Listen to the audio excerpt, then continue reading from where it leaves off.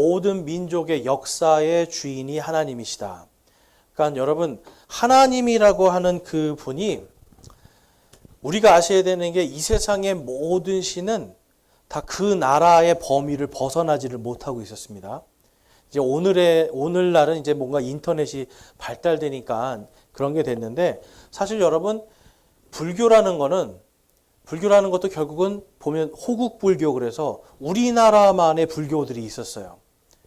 그러니까 중국에도 불교가 있었지만 그 중국의 불교도 그들의 나라만의 불교였고요. 그 다음에 힌두교가 있었지만 힌두교도 인도라고 하는 그 나라만의 종교였어요. 그러니까 고대에는요, 종교라는 게 다 그들의 나라 안에 국한되어 있었지만 이 성경에 나오는 이스라엘의 하나님은 모든 민족들을 다 다스리시는 왕으로 나오는 걸 볼 수가 있습니다. 그래서 하나님의 입장에서 우리가 역사라는 걸 볼 때, 역사가 이제 영어로는 히스토리입니다. 히스토리. 그래서 어떤 분들은 이 히스토리를 영어로는 이제 히스토리인데요. 요거를 이렇게 딱 잘라가지고 히스 스토리다. 히스는 그분의, 스토리는 이야기. 그래서 역사는 그분의 이야기다. 이렇게 주장하는 사람들이 많이 있어요. 물론 이제 이거는 기독교 내에서 하는 말입니다. 근데 여러분 가만히 보면 모든 역사를 주관하시는 분이 하나님이세요. 그리고 이 세상에요, 모든 우리가 아셔야 되는 게 역사학자나 고고학자나 미래학자들까지도, 심지어는 미래학자들까지도 뭐가 없으면은 역사를 풀 수가 없을까요? 바로 성경입니다. 성경. 이 성경 말씀이 없으면 이 세상의 모든 역사학이 완성이 될 수가 없어요. 고고학도 마찬가지고. 그러니까 영화를 보면 여러분, 이 고고학에 관련된 영화를 보면 항상 하나님의 말씀이 등장합니다.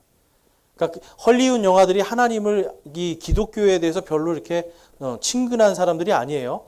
그럼에도 불구하고 역사학적인 어떤 영화를 만들 때 항상 성경 구절이 나와야 돼요. 성경 구절이. 그리고 미래에 대한 이야기도 할 때 항상 성경 구절이 나옵니다. 왜 그럴까요, 여러분? 이 성경 말씀이 히스 스토리, 그분의 이야기이기 때문에 그래요. 그분의 이야기는 여러분 과거의 하나님이 아니라 현재의 하나님, 그리고 미래의 하나님. 하나님은 모든 시간 속에 계시다는 거예요. 그래서 그것을 하나님께서 모든 시간 속에 계신다. 그것을 이제 우리가 편재하신다라고 그래요. 하나님의 편재하심. 온 땅에 모든 시간 동안에 하나님께서 두루 계시다라는 뜻을 가지고 있어요.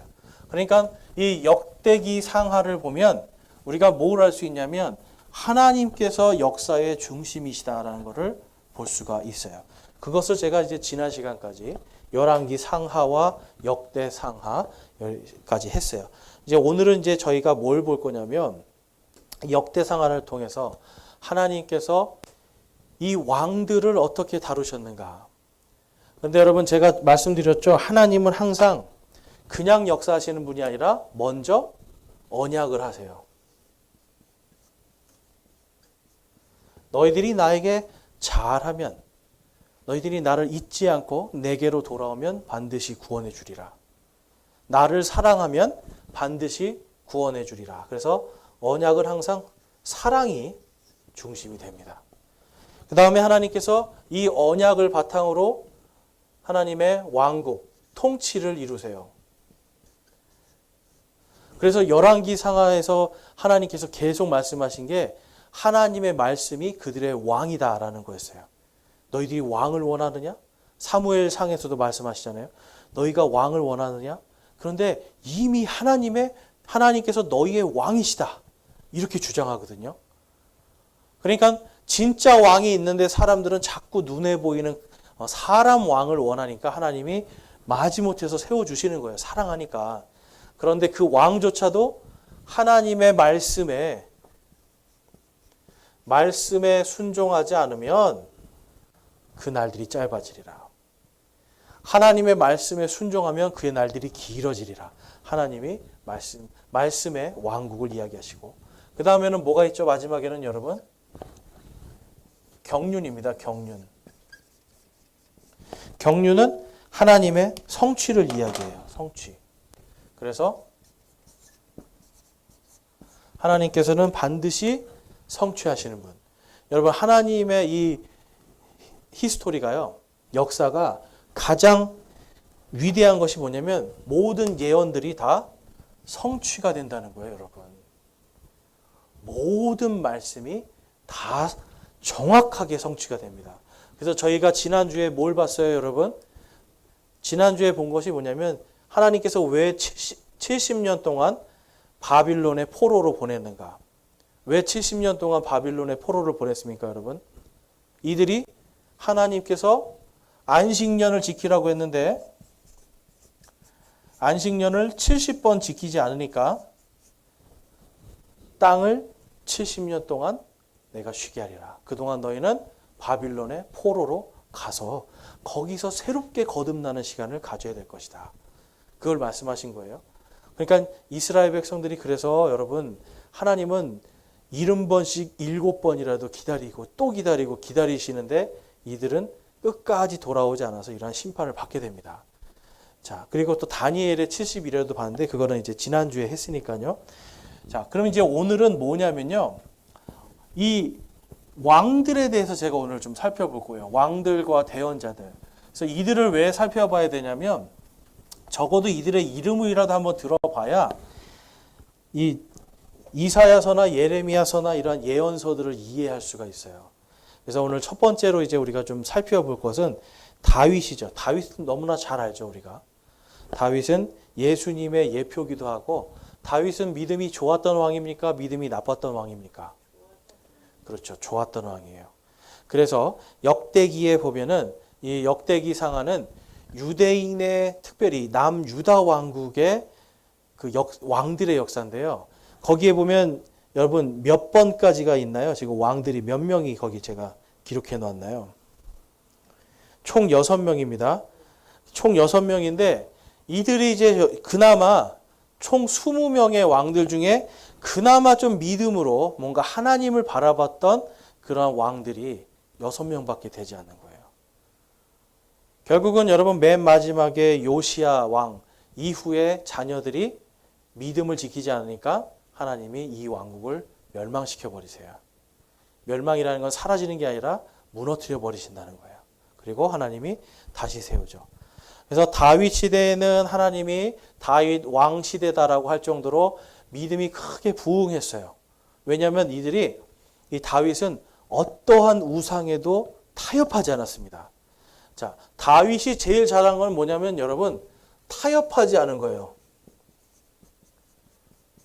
이 타협하지 않았다는 건 다시 말해서 하나님을 사랑했다는 거예요.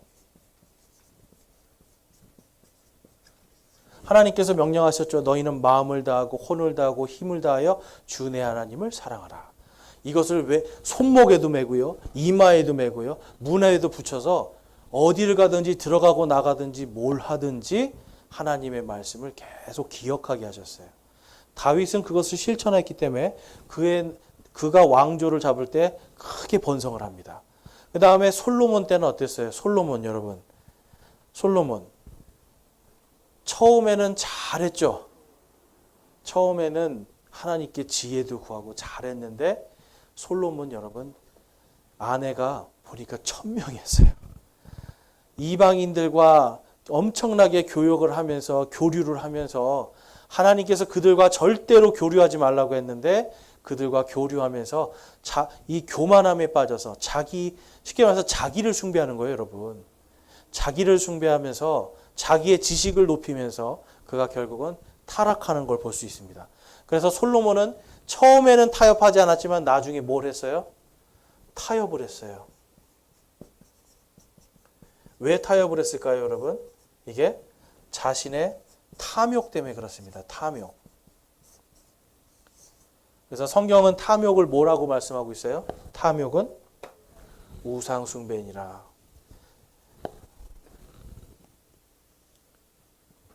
죄가 욕심이 탐욕이 잉태하여 죄를 낳고요. 죄가 잉태하여 사망을 낳는 겁니다. 그래서 이것을 우상 숭배로 빠지게 돼요. 이 솔로몬의 우상 숭배 때문에 왕국이 둘로 쫙 갈려져 버립니다. 그래서 북왕국과 남왕국, 바로 이 솔로몬의 아들 르호보암 시대에 이것이 갈라지게 되는 거예요. 그러면서 나라가 여러분 완전히 보면 솔로몬 시대보다 거의 한 3분의 1 정도로 나라가 줄어들어 버려요. 하나님을 잘 믿고 그냥 다른 것 말고 하나님께만 집중했더니 나라를 부강시켜 주셨는데 자기의 지식을 따라갔더니 3분의 1로 줄어들어 버렸어요. 뭘 뜻하는 걸까요, 여러분? 하나님은 우리가 결코 타협하기를 원치 않으신다는 거예요. 세상과 동화되기를 원치 않으신다는 거예요. 그래서 솔로몬 시대부터 이제 어떤 왕들이 나오냐면 타협한 왕들, 그리고 타협하지 않은 왕들. 그래서 여러분 우리가 아셔야 되는 게 당시에는 이 솔로몬 때도 그렇고요. 하나님과 우상이 같이 있었습니다. 요게 타협이에요, 여러분. 완전히 우상 숭배로만 간 게 아니라 하나님도 믿고 우상도 믿고 양다리 걸치기 했단 말이에요. 이것을 성경은 뭐라고 그래요, 여러분? 이것을 영적인 간음이라고 합니다. 간음은 뭐예요, 여러분? 자기의 남편만 사랑하거나 자기의 아내만 사랑해야 되는데 그 질서를 파괴한 것, 배신한 것을 간음이라고 그래요. 그래서 우상 숭배는 성경적으로 영적인 간음이라고 기록하고 있어요. 그러니까 하나님이 그들에게 영적으로 신랑이 되어 주시는데 간음을 하니까 어떻게 해야 돼요? 성경에 하나님께서 말씀하시죠. 간음한 자는 남자든 여자든 돌로 쳐 죽여라. 그러면 간음을 한 아내인 이스라엘 돌로 쳐 죽여야 되죠. 그 다음에 같이 간음을 한 이방의 신들 같이 돌로 쳐 죽여야 돼요. 그러니까 하나님은 이것에 대해서 반드시 내가 둘 다 심판하리라. 둘 다 하는 거예요, 여러분. 그래서 예수님이 오실 때 마지막 때 이스라엘 백성만 칩니까? 아니면 모든 백성들을 다 치십니까? 모든 백성을 다 쳐요.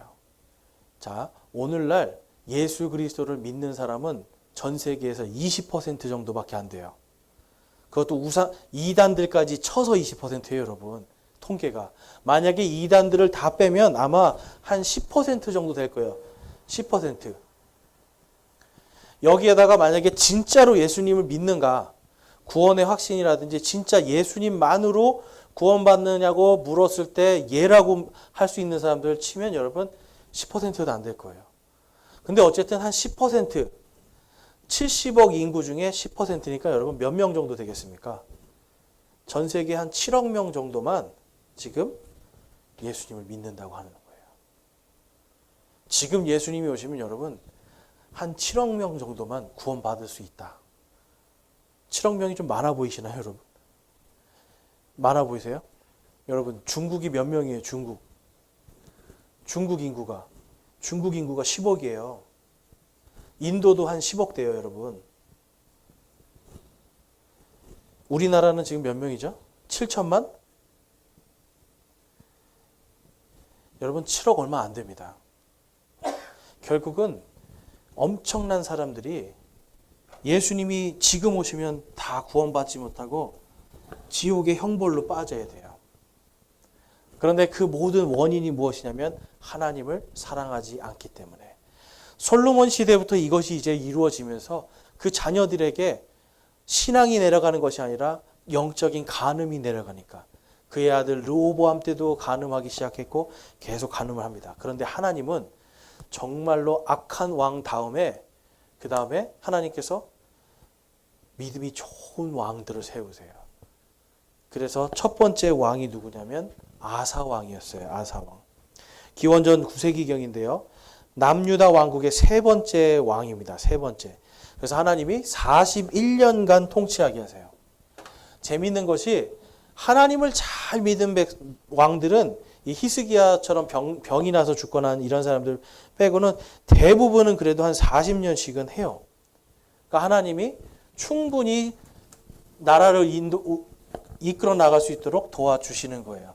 그런데 이 아사 왕은요, 물론 그 당시에는 아사 왕 당시에 산당들을 치우지는 않았습니다.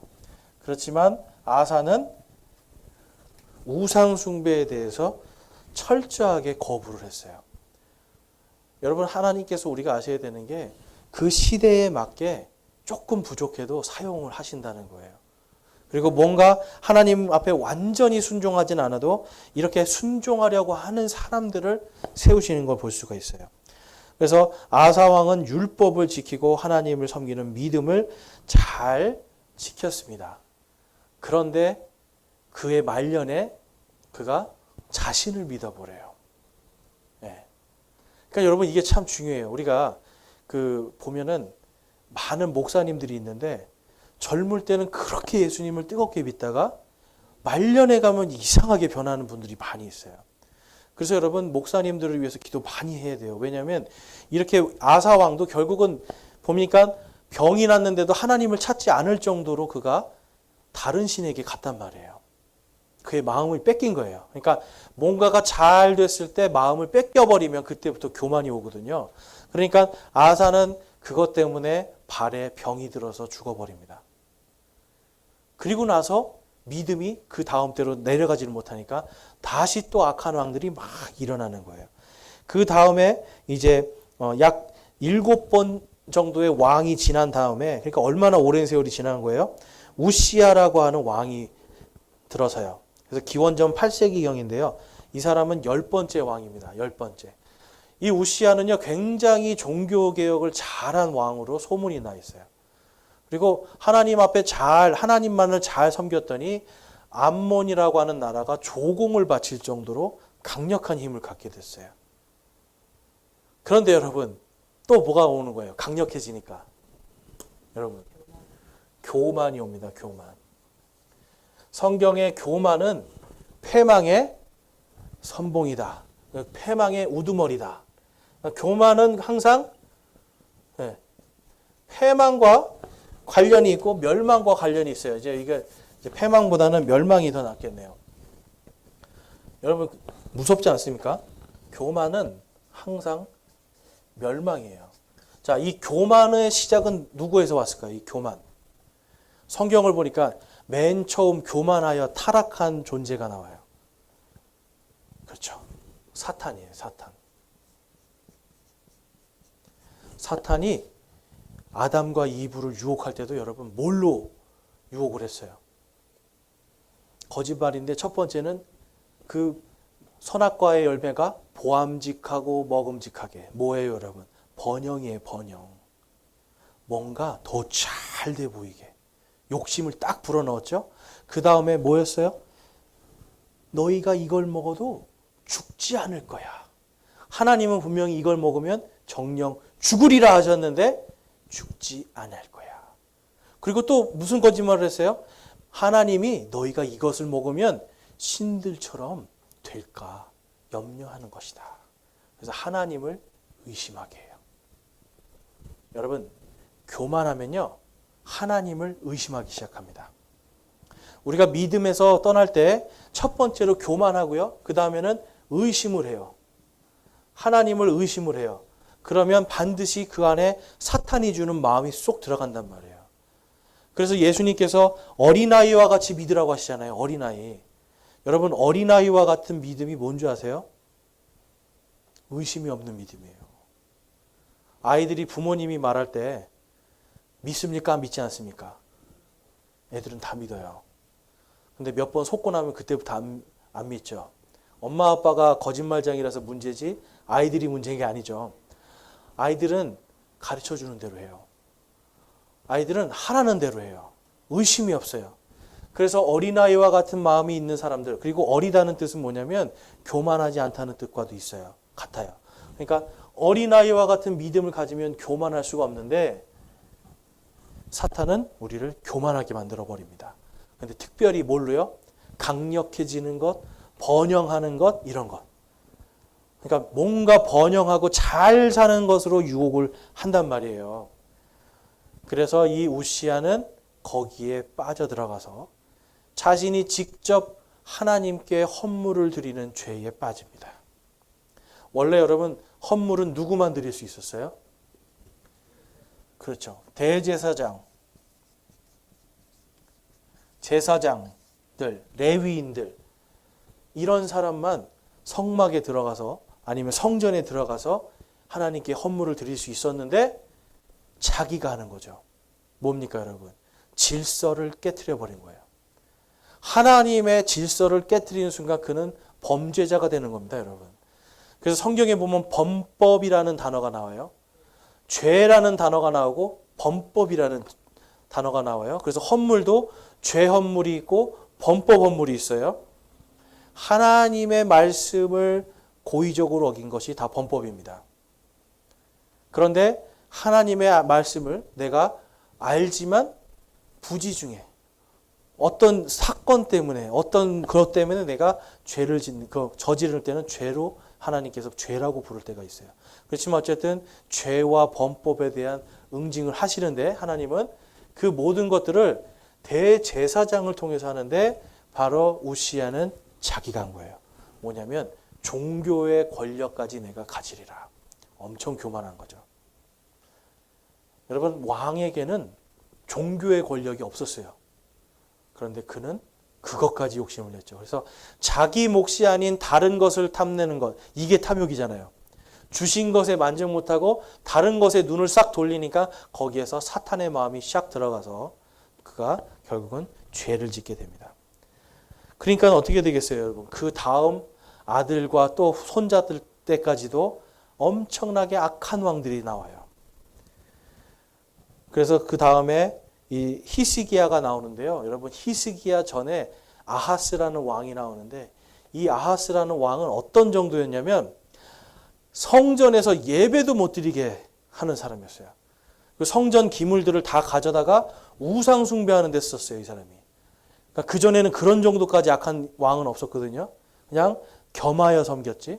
근데 이토록 악한 왕이 나올 정도로 우시야의 그 영향력 때문에 그 자녀들이 다 신앙이 망가지는 걸 볼 수 있어요. 근데 결국은 이 우시야는 나병에 걸려서 이제 죽게 됩니다. 그다음에 이제 그 13번째 왕이 히스기야예요. 히스기야. 자, 여러분 히스기야는 많이 들어보셨죠? 예, 히스기야는 이번 주일날 오전에 제가 좀 더 자세하게 하겠지만 히스기야는 쉽게 말해서 여러분 절대로 타협하지 않은 왕입니다. 그래서 하나님께서 이처럼 믿음이 좋은 왕이 이전에도 없고 이후에도 없을 것이라고 하셨어요. 히스기야는 그 정도로 믿음이 좋은데 절대로 이 히스기야는요 타협을 하지 않아요. 그래서 산당들 다 부셔라. 자, 여러분 우리가 잘 아셔야 되는 게 있어요. 지금도 예수님을 믿는다는 대통령들이 어디 가서 머리를 조아리고 있습니까? 선거 때가 되면. 절에 가서 머리 조아리죠. 심지어는 거기서 절도 하죠. 여러분 왜 그럴까요? 이게 정치예요, 여러분. 정치는 종교를 이용해야 됩니다. 그런데 히스기야는 뭘 안 한 거예요, 그럼 여러분? 정치를 안 한 거예요. 백성들의 반발이 여러분 엄청난 거예요, 지금. 지금 아버지와 할아버지, 그 위에 할아버지 때부터 계속 우상 숭배를 하고 내려왔으니까 사람들이 그냥 우리 식으로 일어나면 아침에 정한수 떠놓고 비나이다 하는 게 맞는데 갑자기 왕이 야, 그거 다 하면 너네 다 죽을 줄 알아. 하지 마. 그럼 어떻게 되겠어요, 여러분? 네, 안 하겠습니까? 하겠어요? 아니면 반발하겠어요? 당연히 반발해요. 오늘날도 여러분 절에 못 가게 한다고 생각해 보세요. 그 사람 절대로 대통령 될 수가 없어요. 나라가 두 쪽이 갈라져서 싸우죠. 이거는 엄청난 정치 생명을 걸고 해야 되는데 히스기야는 그걸 했다는 거예요.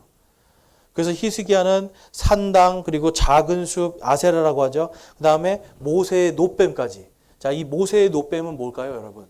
모세의 노뱀. 이스라엘 백성들이 광야에서 하나님이 만나를 주셨는데 그 만나에 불평을 했어요.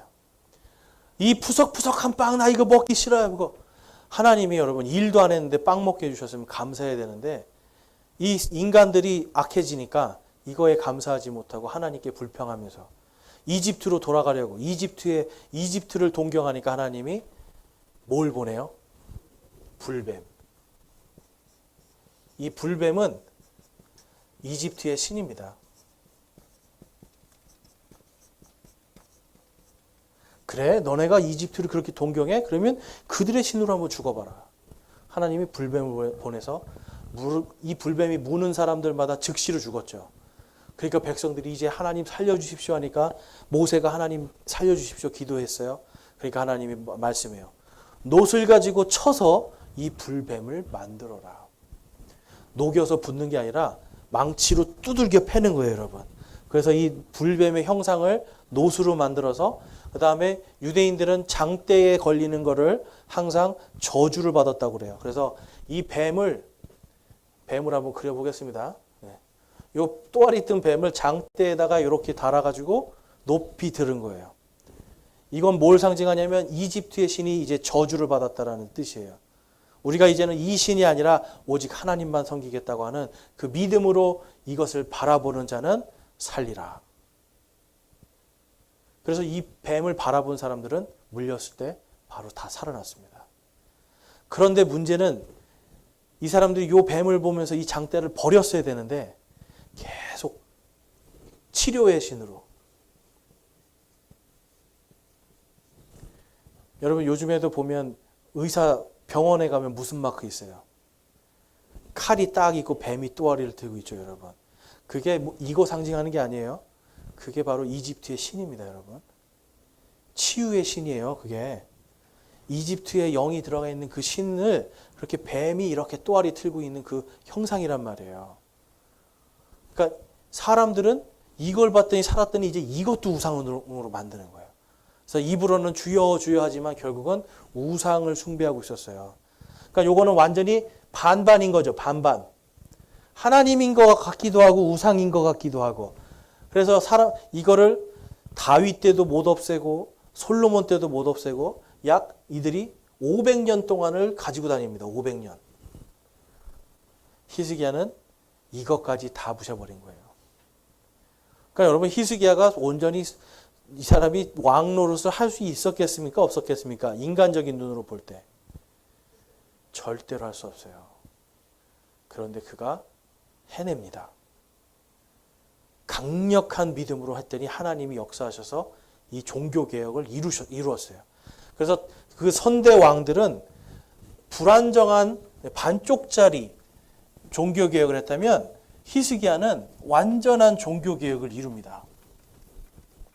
완전한 종교개혁. 그런데 그가 너무 열심히 했던 나머지 여러분 갑자기 병에 걸려요. 무슨 이유인지 모르겠는데 몸에 종기가 막 생겨요. 그래서 이제 곧 그가 죽을 거라는 것을 이제 이사야가 와서 이야기를 했을 때 히스기야가 나를 좀 살려주십시오. 하나님께 간구를 합니다. 벽을 보고 하나님 살려주십시오. 그랬더니 하나님께서 이사야한테 말하죠. 무화과 열매를 그 종기에 올려라. 그리고 내가 15년 동안을 더 살게 해주겠다. 너의 수명을 연장시켜 주겠다. 그래서 15년을 연장받는데요.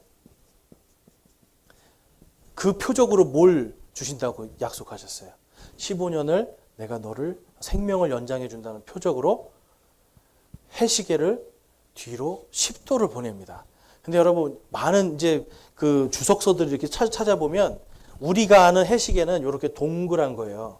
그래서 여기에 침이 있고 이렇게 세분화된 이렇게 된 해시계예요.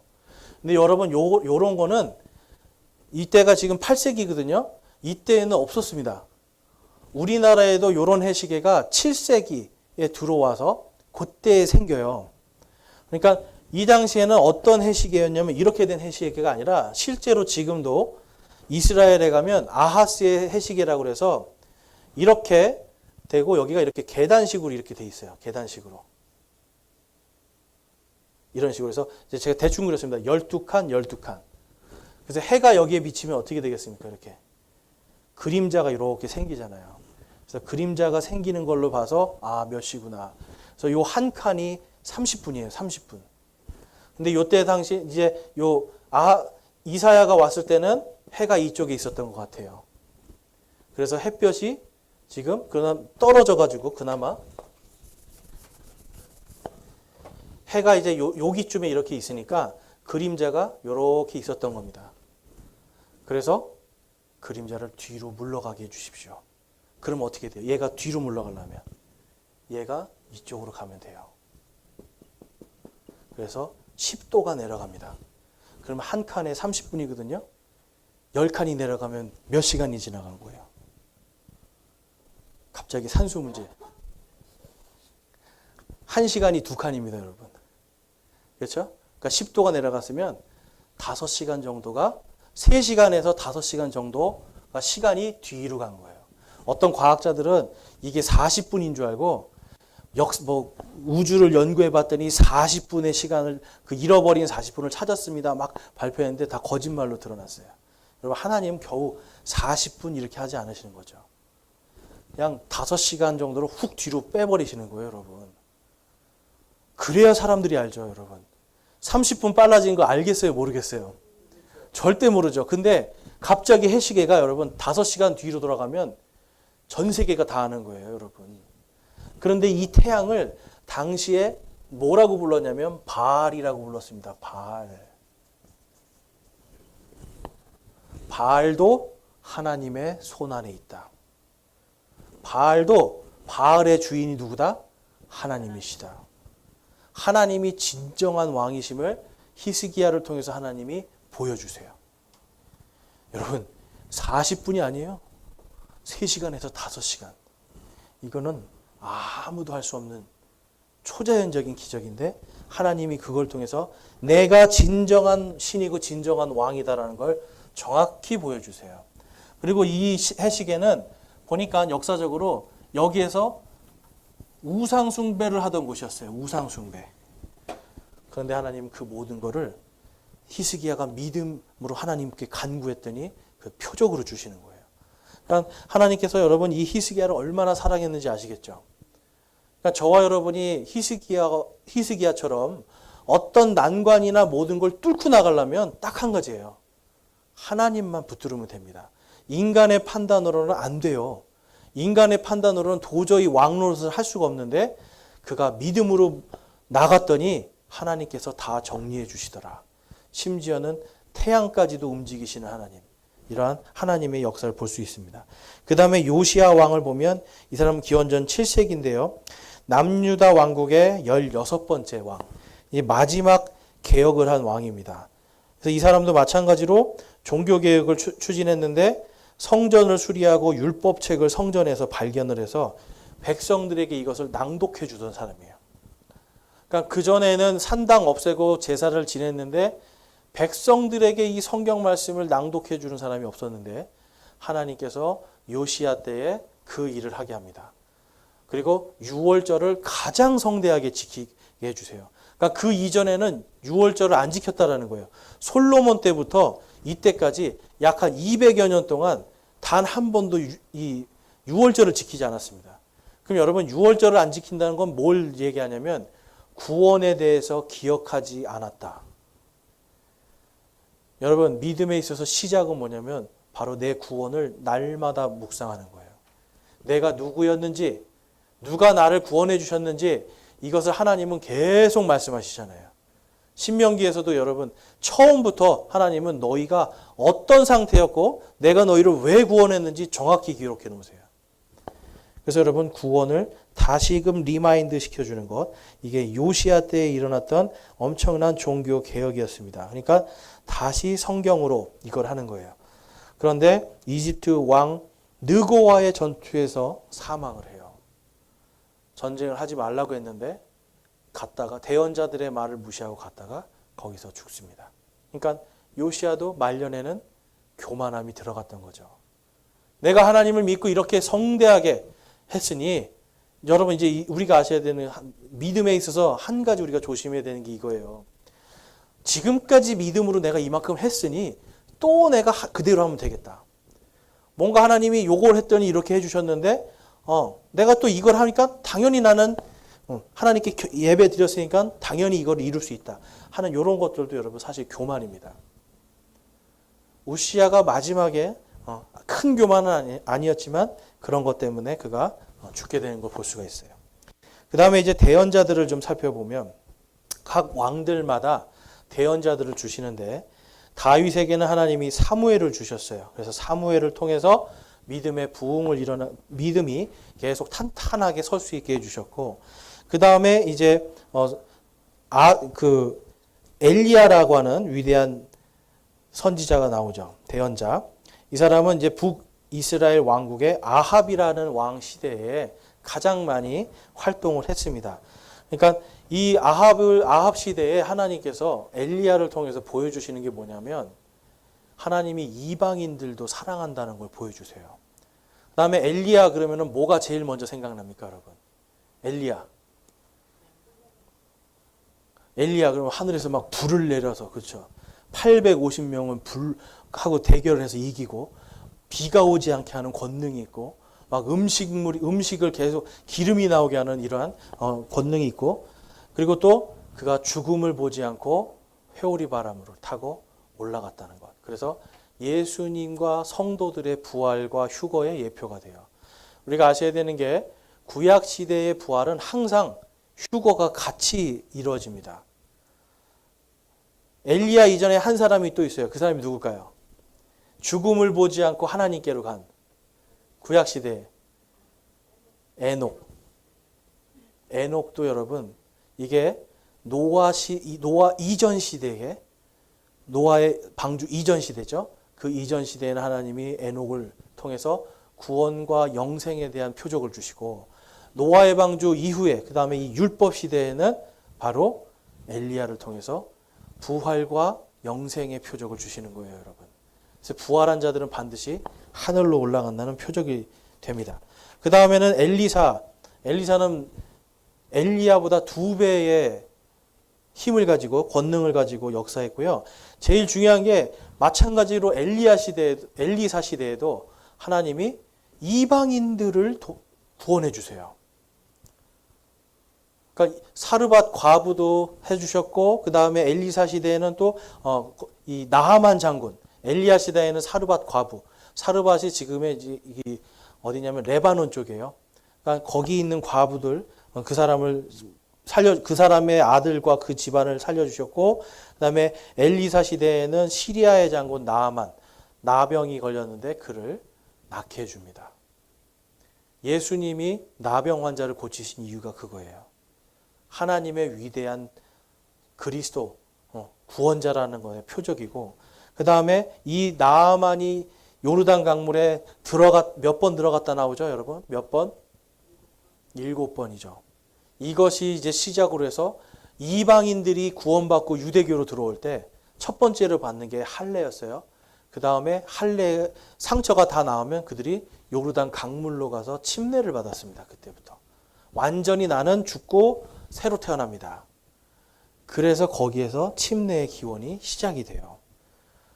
그래서 이 엘리사의 뼈에 닿는 사람들이 막 죽었는데도 살아나고는 이런 일들이 있었고, 그 다음에 중요한 사람이 이제 이사야입니다. 이사야는 우시야와 히스기야 왕 때의 종교 개혁을 이끌어줍니다.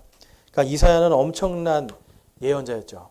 특별히 여러분 이사야가 예언한 것 중에 그리스도에 대한 탄생, 그분의 생애, 죽으심, 부활에 대한 모든 기록들이 다 있습니다.